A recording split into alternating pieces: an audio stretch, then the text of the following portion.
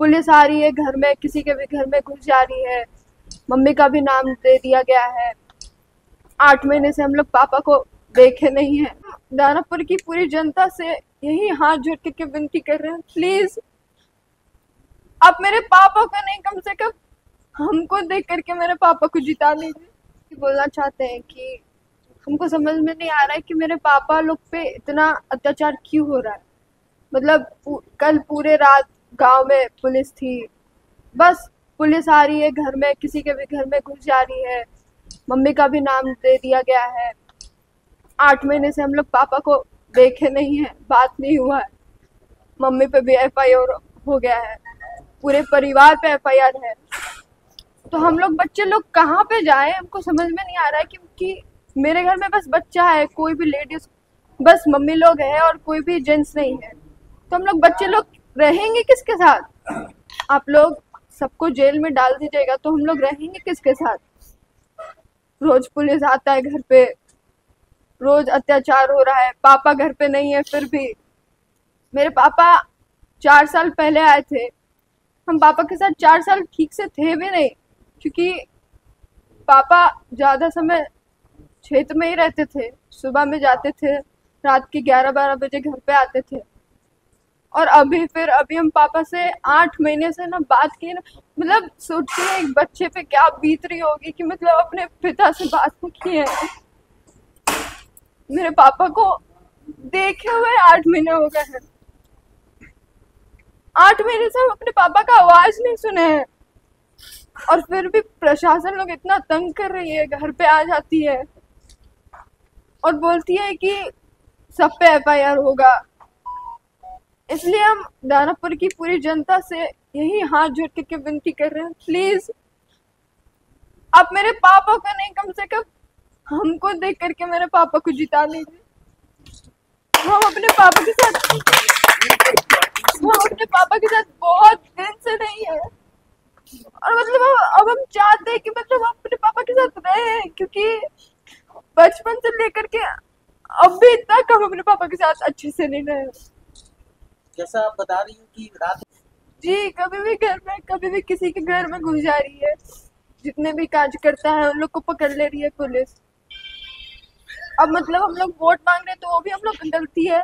हमको तो कुछ समझ में नहीं आ रहा है कि मेरे पापा इतना बड़ा कुछ किए क्या है। बस यही गलती हो गया मेरे पापा से शायद, कि वो पॉलिटिक्स में आ गए हैं और मेरे पापा चुनाव लड़ रहे हैं।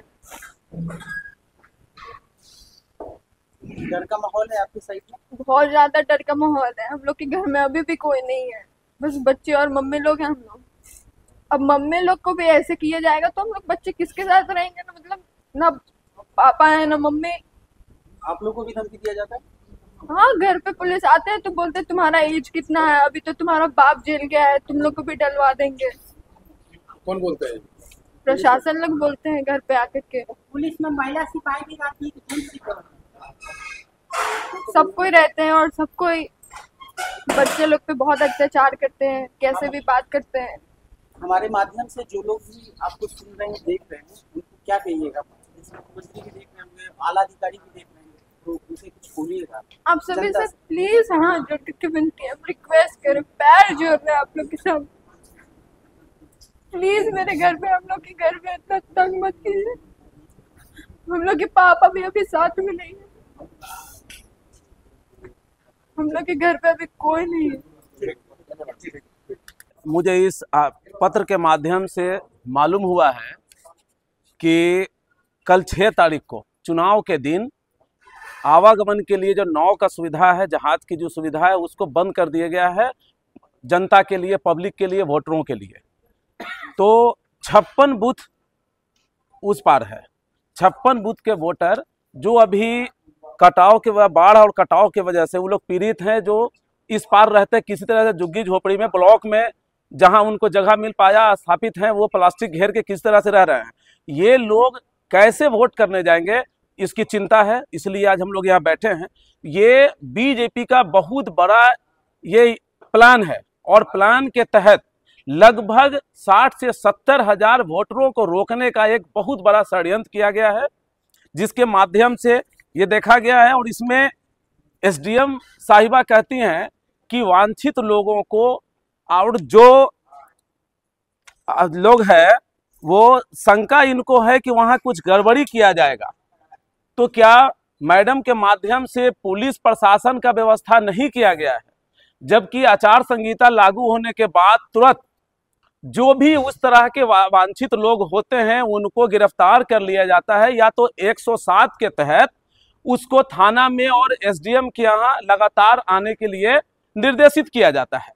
तो वो तो ऑलरेडी चिन्हित होगा उनके पास कि इस इलाके में कौन वैसे लोग हैं जो गड़बड़ी कर सकता है, तो उन लोगों को पकड़ना चाहिए, उन लोगों को देखना चाहिए और रोकना चाहिए। मगर ये आम जनता को रोकना और हमारे वोटरों को रोकने का प्रयास करना ये प्रमाणित करता है कि भाजपा जो है डर चुकी है, इनको अब जनादेश पे कोई भरोसा नहीं है।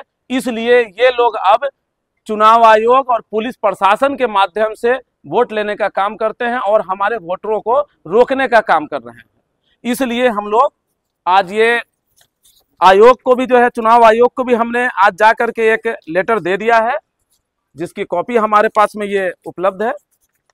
निर्वाचन आयोग को हमने ये दिया है और ये जिला निर्वाचन अधिकारी और पटना जिला अधिकारी को भी हमने लेटर दे दिया है कि इसको तुरंत अविलंब उसको चालू किया जाए, इसलिए कि जो उस पार बीमार भी जो जनता हो जाएगी उसको हॉस्पिटल पहुंचाने का भी कोई व्यवस्था नहीं होगा। एकमात्र साधन है नाव और जहाज, जिसको कल बंद कर दिया गया है।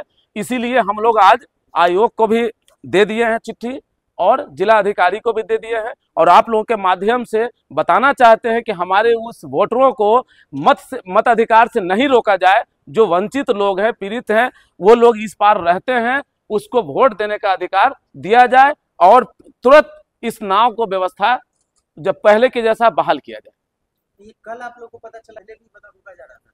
नहीं, 4 तारीख का चिट्ठी है, मुझे आज ही मालूम पड़ा है। ये चिट्ठी देखिए, ये 4 तारीख का चिट्ठी है। आपको कब जानकारी हुई? आज सुबह मुझे जानकारी हुई है, आज मुझे सुबह जानकारी हुई। देखिए 4 तारीख का चिट्ठी है। कितने वोटर होंगे इस बार अभी? ये 56 मतदान केंद्र है उस साइड में। अब उसका तो अंदाजा कम से कम किसी बूथ पे भी 1000 भी होगा, 1200 भी होंगे, तो लगभग 60 से 65 हजार वोटर हमारे देहात क्षेत्र में है, जो वार पीड़ित कटाव की वजह से इस पार में किसी तरह से झुग्गी झोपड़ी में, पुल के नीचे, पुलिया के नीचे कहीं भी दलित, महादलित, अति पिछड़ा लोग रह रहे हैं। वो लोग कल वोट करने के लिए जाते अगर नाव और जहाज का व्यवस्था रहता तो, जिसको रोक दिया गया है। ये बहुत बड़ा साजिश किया जा रहा है, जिसके लिए हमने आयोग को और अधिकारी को बताया, जिला अधिकारी को बताया। वहां से आश्वासन मिला है कि ठीक है, अभी तुरंत हम एसडीएम से बात करते हैं। हम वहां बैठे हुए थे, बात होती जब तक आप लोगों का फोन आ रहा था कि चूंकि हमने यहाँ दे दिया था वक्त, इसलिए हम वहां से चले आए हैं। वो बोले कि ठीक है, हम एसडीएम से बात कर लेते हैं, आप भी जाके एसडीएम से जाकर के मिल लीजिएगा। और भी किसी तरीके से आप जैसा आरोप लगा रहे हैं बीजेपी पे कि उनके द्वारा ये संरक्षित लोग पुलिस वाले इस तरह से तंग कर रहे हैं, और भी किसी जगह पे इस तरह की चीजों को देखने को मिल रहा है क्या? हम तो दानापुर का भी मुझे जो मिला है, जो आपके सामने रख रहे हैं, अभी यहाँ का ये मुद्दा खत्म करने के बाद हम, चूंकि पटना जिला के हम प्रधान महासचिव हैं, तो पूरे इस पटना जिला में और कहाँ इस तरह की कोई बात हुई है उसका हम अभी नोटिस लेने का काम करेंगे। पहले दानापुर का ये प्रॉब्लम को सॉल्व कर ले आप लोगों के सामने, उसके बाद उसको हम देखेंगे।